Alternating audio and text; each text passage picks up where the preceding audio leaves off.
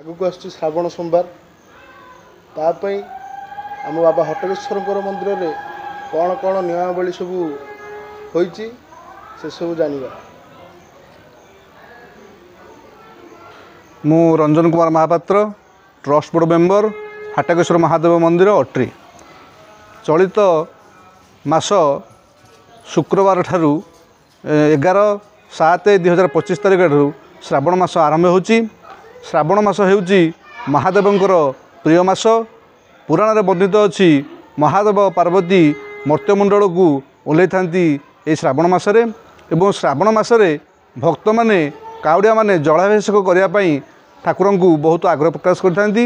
तेणु आमर मंदिर प्रशासन तरफरु आमे एक मास पई प्रतिदिन सबुदिन महादेव पाखरे अभिषेक कराउछु। जो भक्त माने चाहिए से माने 1000 टंकार मात्र 1000 टंकार अभिषेक कराई परिबे। प्रतिदिन जो भक्त माने चाहूँगी 1000 टंका देई मास जाक गोटे दिन आपणकर निजर अभिषेक करें।